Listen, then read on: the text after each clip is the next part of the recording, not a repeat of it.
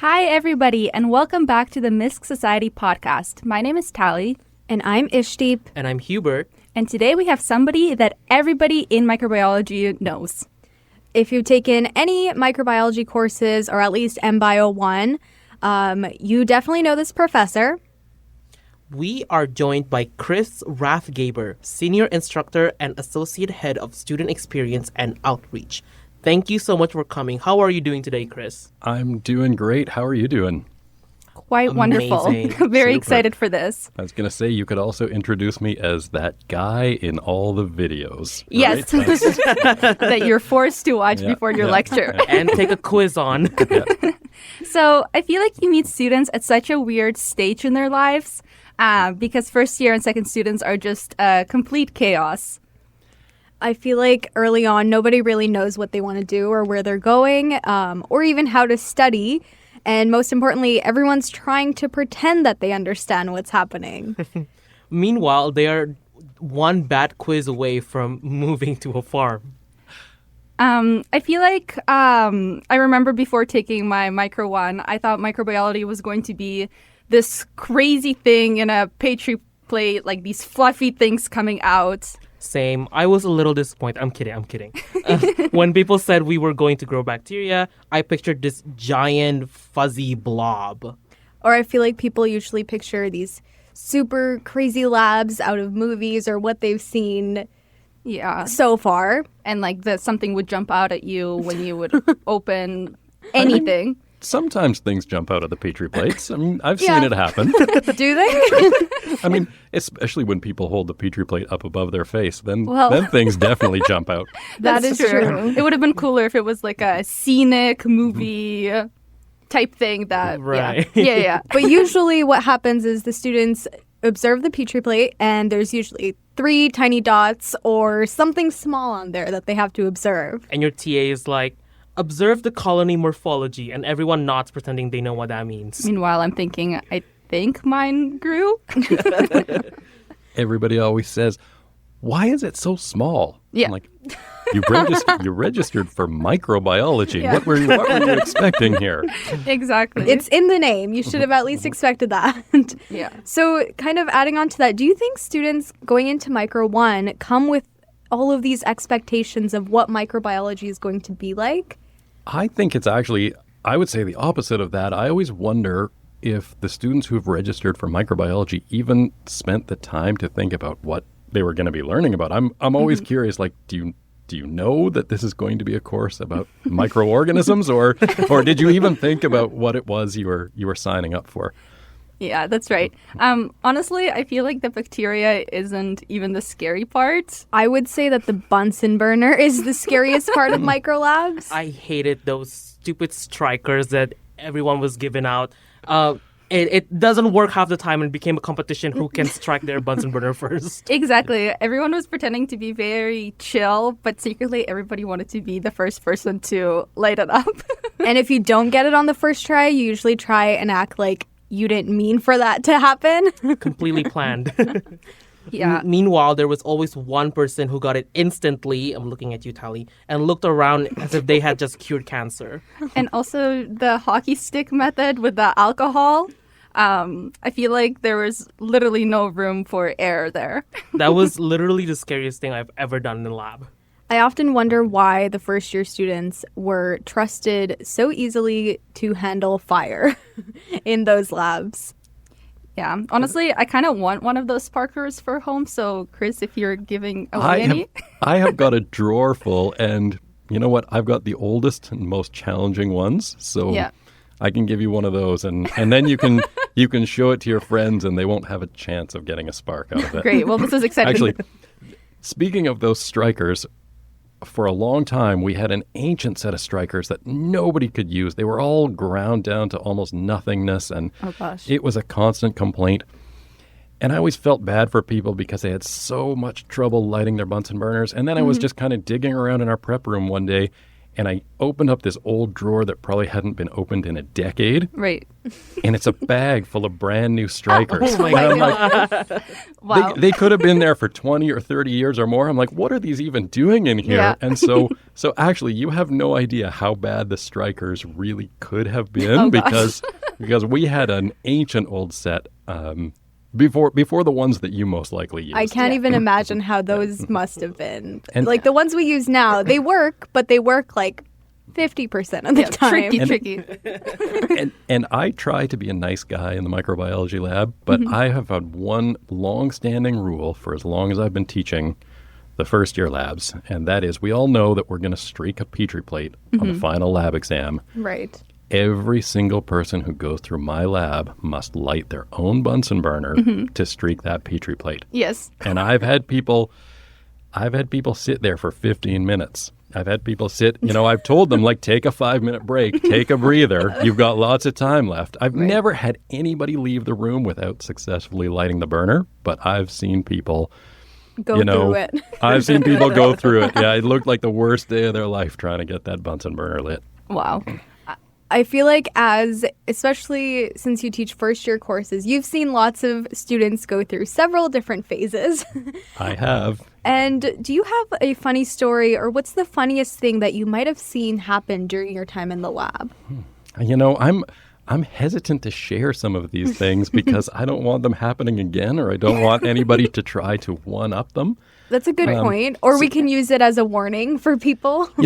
Speaking of seeing students go through changes, I had a student maybe 10 years ago who was a very clever fellow and was really not very well motivated for microbiology lab at all. In fact, he used to sit there in the lab and study his biochemistry. I remember he was always studying his biochemistry. And I once had to go and have a talk with him and say, you're going to have a lab exam and you're going to have to show how to do these different things. And I finally managed to convince him that he would have to actually learn something in my lab to get ready for this exam. And he started doing his lab stuff. And the next week, his teaching assistant came over to me and he said, he's not doing anything again. He's studying biochemistry. Yeah. And I went to ask him why. And he said, well, I've thought about this experiment. I've thought about this problem. And I don't think there's anything that you can ask on a lab exam about this experiment. So I'm not going to bother with this one. I'm going to do something productive. And I thought about it. I'm like, I'm going to get this guy. You wait. And I thought, and he's so right because I never ask anything about this experiment because I can't think of anything to ask on a lab exam. So he totally had me figured out in that case. Wow. What was the experiment, though? I can't tell you that because then everybody will know. Then everyone's not going to study that one. Oh, gosh. Okay, biggest question, though. What is the biggest mistake a student have made in their first year that you can recall? Oh, the biggest mistake. I don't have a recollection of one biggest mistake. I can think of some safety issues that have, frightened me. I think I probably say it in one of my online videos, but it really is true that somebody once walked across the room when we were doing our spread plating. They handed me one of those alcohol jars that we use to sterilize the hockey stick. And I said, why are you handing me this alcohol jar? And she looked down and she said, because it's on fire.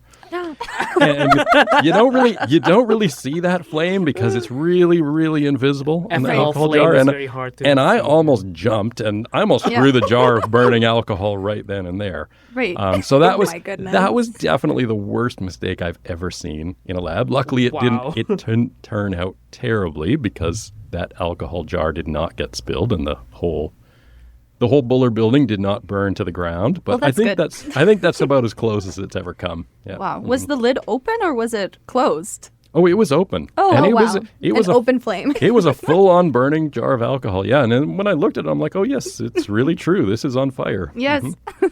So what did you do with it? Did you have to go through several procedures to get rid of it? I think I put it down on the counter and I put something on top of it because, of course, if you take away the oxygen, you take away the flame. Yes. But the reason why I will never forget that one is because if that student had tripped, we've all done it at some point, tripped on almost nothing. If that student had tripped and dropped that jar of alcohol, it would have sprayed all over everybody.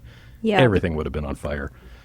So I actually saw like this fireman drama or something. I can't remember what show it is, but they had an episode where there was a spill of ethanol, and then people were on fire, but they couldn't understand why these people were like dancing erratically. And then they were like, "Wait, turn off your lights! Turn off your lights!" And then they turned off their lights, and there you have it, ethanol flame, which is apparently very hard to see under visible light. Oh my goodness. it is. It is a very difficult flame to see. It's true. Yeah.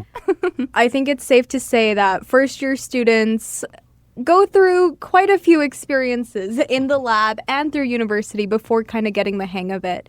Especially not even just within the lab, but with grades. I think there's a huge adjustment going from high school to university.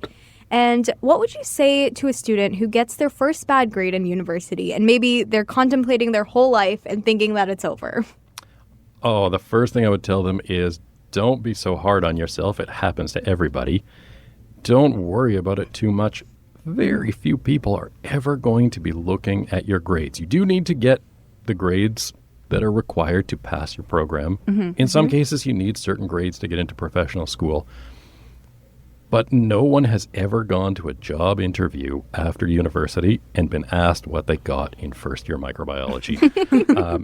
It's never happened. It never will happen. So we've all had bad grades. I've had plenty of bad grades.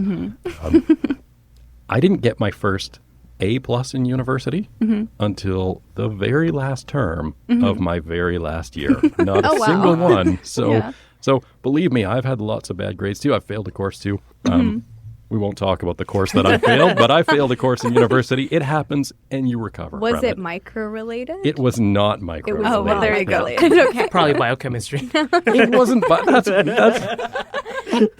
I'm not going to say I did really great in biochemistry, but it wasn't biochemistry either. Right. So speaking of grades and professors marking, do professors actually notice everything? Like, do you notice who comes late, who sits in the back, or who looks completely lost and considering, like, you teach tens and thousands of students every year? Is this something that you pay attention to even? Yeah, I mean, I have hundreds and hundreds of students every year, so it's difficult to know everybody. It's difficult to see what everybody's up to. I often tell some of the other professors who don't have such large classes as I have that I know the really good students and I know the really bad students, right? And Right. and those in the middle can often fly through under the radar.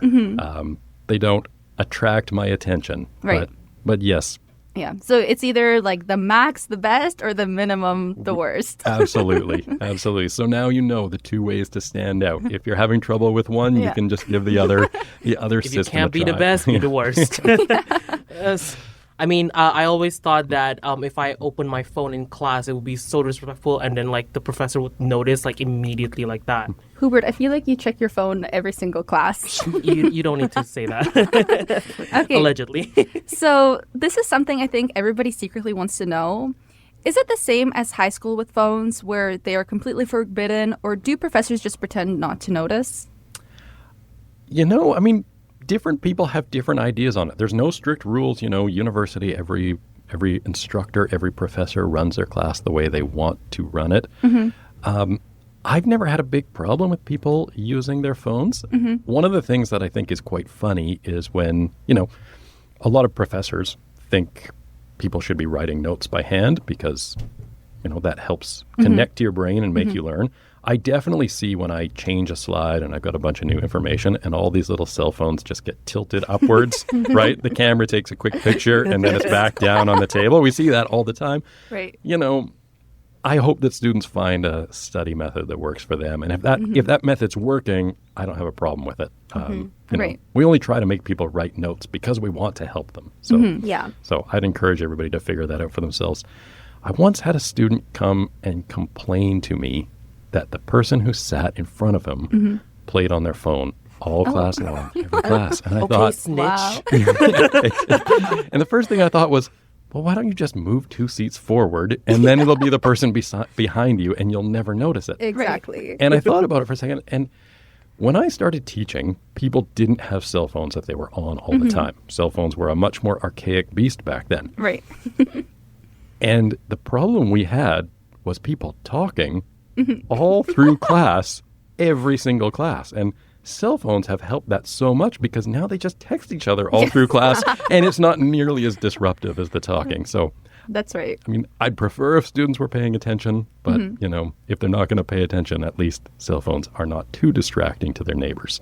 Yes, for sure. I one time have taken a class, and the professor was a little bit old-fashioned. And, you know, everybody has their iPads and laptops all at the same time, the whole economy. And the professor comes in, and he's like, I'm not allowing any devices in this class. You have to write everything on paper. And everybody's shocked because, I mean, I don't personally carry loose leaves. And it was quite upsetting because you have to write really fast. But I did have a similar experience. It was in high school, though, but one of my teachers, she was a great teacher, but slightly old-fashioned. And for the first 3 weeks, she made everyone learn cursive handwriting. This was in high school? Yes. Oh, wow. And she was like, I don't know if this will stick with you, but I want everyone to try to write all your notes in cursive. I will tell you that when I'm marking the lab exams, typically we have about 250 people in a class. We mark them all in one big pile. And when I get to that one exam that is written in cursive, I want to tear it up and throw it out the window. Yes. It's usually so hard to read, even though I learned how to write cursive. You know, Yeah. I know it. I know how to read it. It's so much more difficult for those of us who don't look at it often. So please, when you get to your microbiology lab exam, put the cursive away. Printing is fine, regardless of what your high school teacher told you. There's definitely a time and place for cursive writing, Right. and your exams are probably not it. Yeah. I actually think about it quite often because everybody has a different writing. Like sometimes have really small letters, sometimes huge. For example, they're pretty big at the start, and then when I realize I'm running out of space, it gets really tiny. How do you able to do that? I mean, I've had exams that were written in such tiny letters that I needed to go find my magnifying glass Oh my in goodness. order to read them. Use the microscope. Sorry, Yeah. that was me. Sorry. Every year, somebody comes up and apologizes to me for their terrible handwriting as they're handing in their exam, and I look down at it, and it's, you know, top 10%. Right.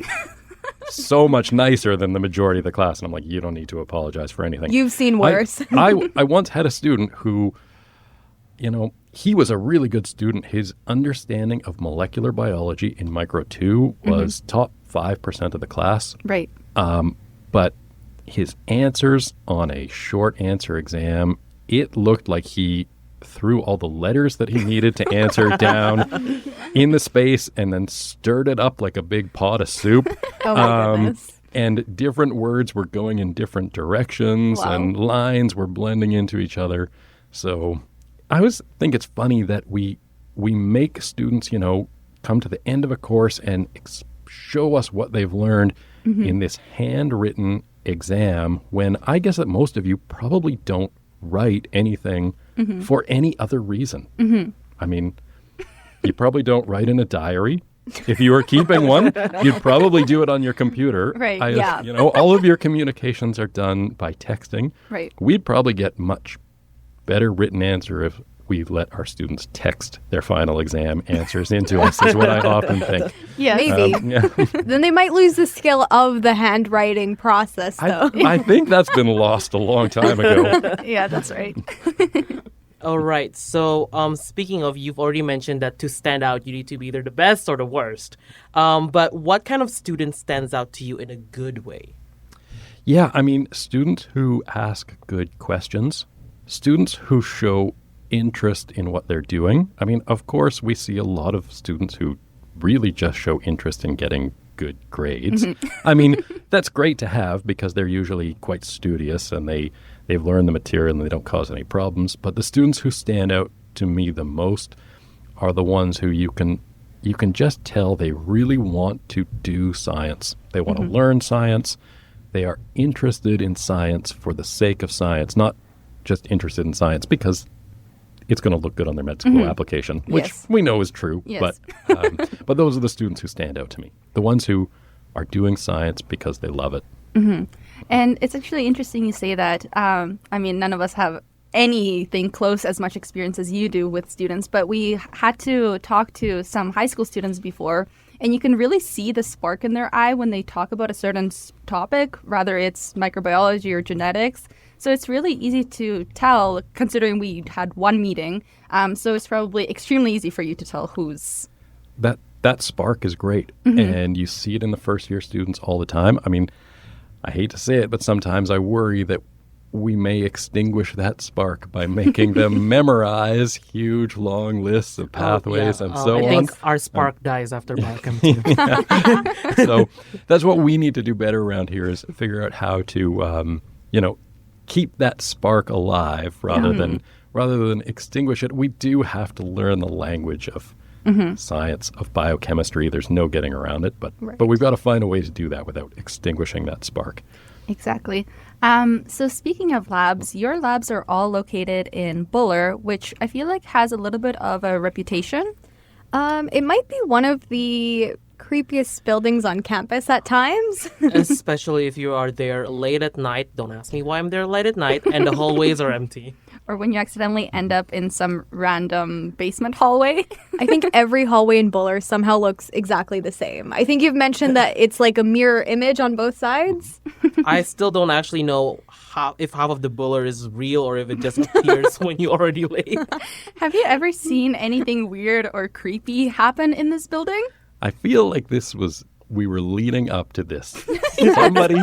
Somebody has told you that you need to get me to tell the ghost story, right? No. So Please go on. Okay, the ghost story. Here it is. This was many, many years ago now. I was a graduate student at the time. I was a fairly new graduate student, so I was still working way harder than I knew I was supposed to. And everything was taking me a lot longer. That's super normal for us, that we think our lab work is going to be done in an hour, and 6 hours later, we're still toiling away on it. So right. It would have been about 3 or 4 in the morning, and wow. I was just finishing whatever work I had planned to have done, by 8 o'clock in the evening. Right. And I had a whole pile of Petri plates, and they needed to go to an incubator room in the basement. So I had my tray full of plates, and I was running down the stairs of the Buller building from the 400 level to the basement. Wow. And as I was going down that stairwell, through the corner of my eye, I looked out the window onto the parapet, above the main stairwell of the Buller building, and I saw a face looking back. Oh my at God. me. And I spun around, and I looked back, and of course, it was empty. Right. There was no one looking in the window. There was no one out on the parapet, but I was a little shaken. I was like, I'm getting out of here. I've been here too long. And I got out. And I will never forget that. My encounter with the ghost of the Buller building. I'm quite lucky that I don't believe in ghosts. That's why I've been able to work in the Buller building for literally decades since.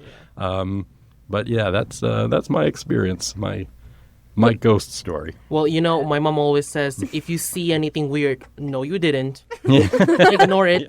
Yeah. Don't let them know that you know. That's good. That's good advice. So you never encountered it again? Or whoever it was, or whatever it was? I never encountered it again. There was a case a few years later when, again, I was working late at night. I was in the laboratory, but I was working at a computer, and I kept hearing these weird popping and crackling noises, and it sounded like something was lifting up. And I was like, oh no, the ghost has come back to haunt me here. And I kept spinning around trying to figure out what it was, but I couldn't figure out what it was. And then after an hour of this, it finally dawned on me. At that time, there was a pretty messy graduate student who was sharing the lab with me. And he had left a stack of literally hundreds of old Petri plates out on the counter. And they had been there for so many months that the agar was all dried up. And when it does that, it kind of curls up and it starts to lift the lids off of the Petri plates. And that's what I was hearing. So that's my second ghost story. Is not so exciting. It was lids being lifted off of abandoned Petri plates. Right. By old agar curling up. So. I feel like sometimes believing in these ghost stories can make your life a little bit more interesting, especially when you're maybe a little bit delusional and having to do work until 3 a.m. Sure, yeah, when you're working that long, Yeah. it's good to have something to distract you. Yeah. Some company. Exactly. So I guess this brings us to a very exciting time of our podcast, which is MiSC and Match. So, no overthinking. We're going to ask you a series of fast paced questions and try to answer with the first thing that comes to mind. Ready? Go. Students who sit in the very front of every class or who hides in the back row. Studious and trying to stay away from me. Which is worse, the student who asks a million questions or the student who never says a single word? Wow, they can both be bad in some cases. I'm going to say the student who never says a single word. yes. Yeah, the silent people are scary because you have no idea what's going on. All right, what is more stressful, watching students use Bunsen burners or marking first-year lab reports? Oh, watching them use Bunsen burners. That's more stressful than anything else I do. Yeah. What's the most common first year sentence? I studied so hard, or wait, was that due today? Do I need to know this to get into medical school? That's a good one. That is definitely heard that one go around quite a bit. What is more dangerous in Micro 1, the fire or the students? The fire. The fire is... If you could ban one thing from first year labs forever, what would it be? The fire. Okay, last one. Better hiding spot for checking your phone, under the desk or behind your laptop? Why do we have to hide our phones? See, this was supposed to be you very against the phones. But you ended up being very pro phones. I'm pretty pro phone. Yeah. You're moving with the... I feel like this is what we should do. The technology is evolving, and we should just evolve with it. There's no reason to. There's a lot of people who don't want to see those phones in the laboratory at all, including our safety office, but all those videos that you were forced to watch and all of the pictures on all of the lab reviews in Learn, they're all shot with my phone. How can I tell people not to use their phone in the lab? Wow, I really thought that you had a whole cinematic production going on when you filmed those videos. No, Camera actually, crew. the worst videos at the beginning were filmed with a non-experienced camera crew. And after taking a look at the videos, I threw them all out of the room and I said, I'll do this myself with my cell phone, and the videos got better. I mean, Yeah, that's fair. Do you have to film those videos every year, or you just did it once and then never again? Believe it or not, I had never filmed a video before COVID. I hated seeing myself on video. I still hate seeing myself on video. Right. And I refused to do it, never wanted anything to do with it. But then they sent us all home for COVID. Right. And I had to do something. So I decided to film the entire lab. I did it under duress, and I had to do it myself. I was the actor, I was the director, I was the cameraman and the videographer. Sometimes I had to do the sound mixing because I would get home and realize that I had recorded a video, but none of the sound was recorded. Right. So You truly put your heart and soul into those videos. I had no choice, and that's when I get my best work done. You know what you should do? You should, in those videos, because I have had some of my classmates that definitely did not watch your videos. I'm not going to say the names, but you should put like a little Easter egg in some of the videos, and if people, you will be able to tell who watched it or not. There are a couple of those Easter eggs. First, I have to ask. Tally exposed. First, I have to ask you: are any of those people who didn't watch the video here in this room with us right now? No. Okay. I just needed to get that out of the way. Do I reveal my favorite Easter egg? Well, my favorite Easter egg has to do with the weigh scales that we use in the Micro 1 lab when we're making media. Because I do make a joke in the video about the weighing platform and how to find the weighing platform and how the lid is not the weighing platform. Right. And then that week, I walk around all lab period long and I have great fun watching who tries to weigh out the material on the lid. Oh, And it happens in every single lab period. I can see it. I think it's coming back to me. Yeah. Interesting. So yes, some of those Easter eggs are there. Maybe I'm the only one who knows about them. Yeah. All right. So before we end, we have one last thing we need you to weigh in on. Contamination alert! All right. So it is time for our microbe of the week. This week, we thought we had to make it a very first-year themed. So the question is, if first-year students were a microbe, what microbe would they be? I think first years are E. coli because most of them are very harmless, but a few become genuinely dangerous during group projects in my experience. I hear you. But I think they're tardigrades because somehow they survive on no sleep, one granola bar, and pure fear. I feel like they would be some type of virus because word definitely spreads fast amongst them. Yes. So, Chris, which one do you think they would be?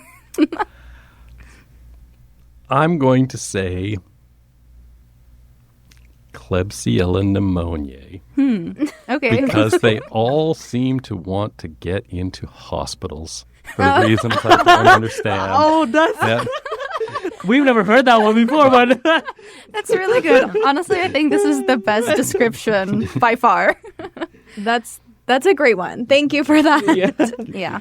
So thank you so much for joining us. I think every first year listening is going to feel much better after this and realize that professors are not as scary as high school can make them to be. And you can actually talk to them and ask them questions. And I hope so. You know, most of us are here at the university because we love talking to students.